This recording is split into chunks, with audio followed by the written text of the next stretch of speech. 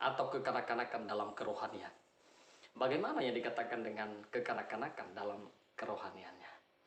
Nah, sesungguhnya orang yang kekanak-kanakan dalam kerohanian adalah orang yang sering membedakan pemahaman antara gereja dan juga yang suka menyombongkan diri terhadap intelektual secara dunia, di mana mereka menyampaikan bahwa mereka lebih pintar secara duniawi, pengetahuan secara duniawi mereka memang berpengalaman, punya intelektual yang baik dan punya pendidikan yang baik. Sesungguhnya dalam kita membangun sebuah hubungan keimanan atau kerohanian itu, maka sesungguhnya tidak boleh ada yang dikatakan dengan sok hebat ataupun sok rohani ataupun lebih rohaniawan. Tetapi sesungguhnya kita adalah rohani. Ketika kita percaya kepada Yesus sebagai Tuhan dan Juru Selamat dalam hidup kita, kita adalah rohani karena kita sedang dibentuk, sedang diperbaharui, sedang diubahkan untuk menjadi lebih baik, lebih dewasa di dalam kerohaniannya. Orang yang bertumbuh di dalam kerohanian adalah orang yang selalu merenungkan firman itu dan bertindak secara hati-hati sesuai dengan firman.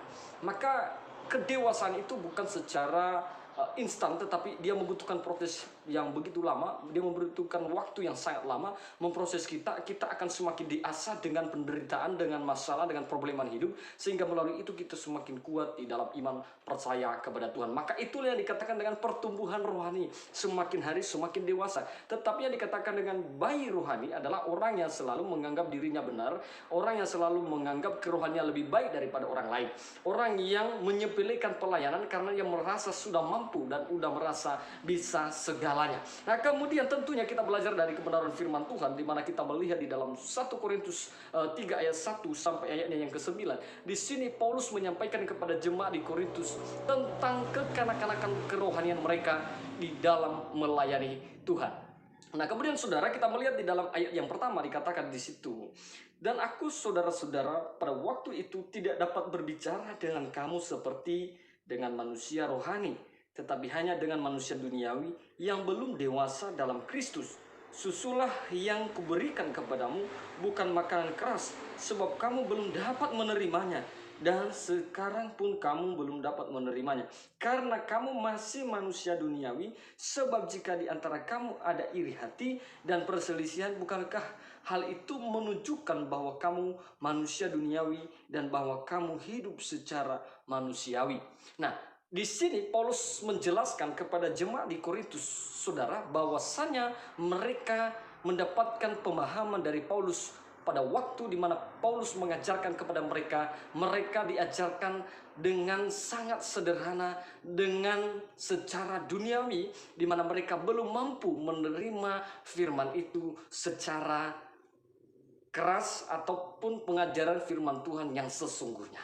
Namun mereka mulai dibina dengan pengajaran-pengajaran firman Tuhan. Meskipun mereka dengan yang dikatakan di ayat yang kedua tadi, susulah yang kuberikan kepadamu. Paulus menjelaskan bahwa susu yang kuberikan kepadamu, yang artinya bahwa bukan sesuatu yang keras, tetapi dia memberikan susu yang mudah untuk dicerna, yang mudah untuk dinikmati dan mudah untuk diterima oleh manusiawi mereka. Mereka di situ masih ada iri hati, masih ada perselisihan. Ini yang dikatakan dengan bayi rohani. Orang yang dikatakan bayi rohani ini masih ada iri di dalam hatinya, masih ada kecemburuan, masih ada keangkuhan, masih ada kesombongan, masih ada keegoisan, ego di dalam hidupnya itu masih sangat besar. Nah, kemudian saudara, di situ dikatakan saudara bahwa kita hidup secara dunia.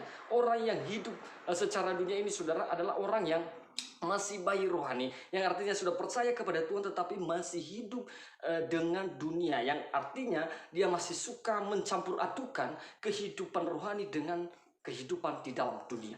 Nah, di saudara-saudara yang dikasih Tuhan, di situ dikatakan mereka terjadi perselisihan antara pemahaman pengajaran Paulus dengan Apolos. Nah, di sini Paulus menjelaskan bahwasannya mereka ini sedang mengalami pemahaman, kesalahpahaman di dalam pelayanan mereka, di mana mereka merasa bahwa apa yang diajarkan Paulus lebih benar daripada Apolos. Nah, kemudian di sini terjadi perselisihan sesungguhnya.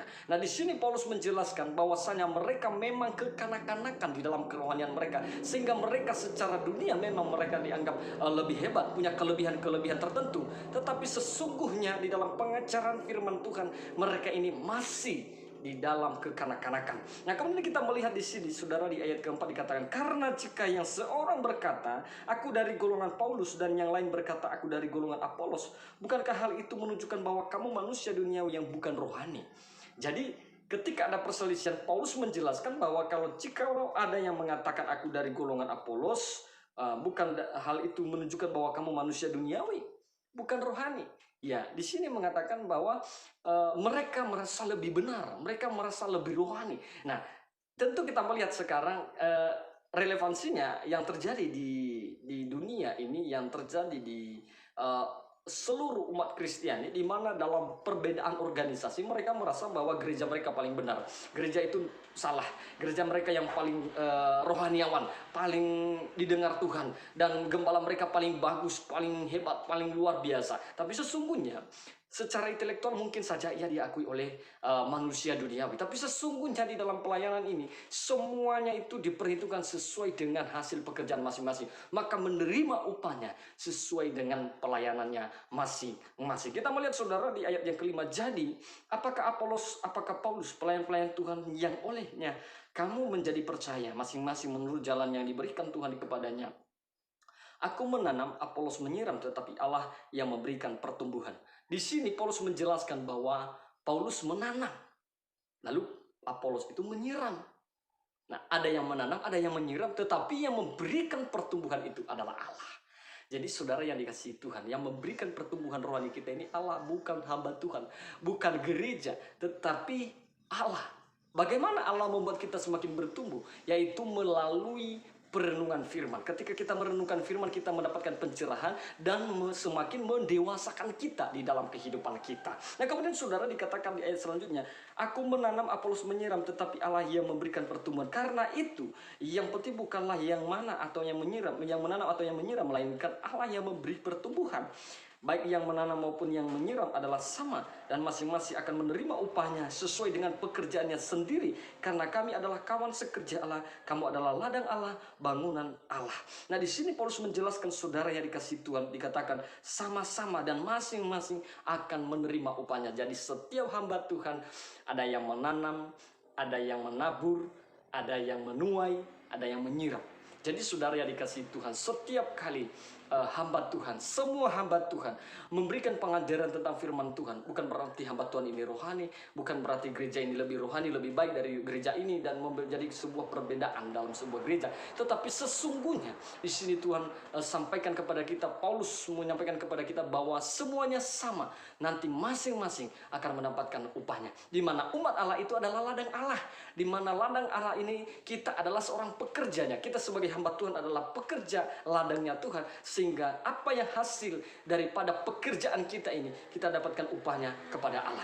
Jadi bangunan Allah ini kita pelihara dengan baik. Bagaimana kita membangunnya dengan baik? Bukan dengan ada iri hati, ada ego, ada kesombongan, ada keangkuhan di dalamnya. Nah, ini yang dikatakan dengan bayi rohani. Tapi sesungguhnya orang yang rohaniawan adalah orang yang selalu dewasa, orang yang selalu bijaksana menghadapi segala pengajaran secara kerohanian. Ia tahu bahwa hanya satu juru selamat, yaitu Yesus Kristus, yang membawa kita ke dalam kerajaan sorga. Demikian, salam.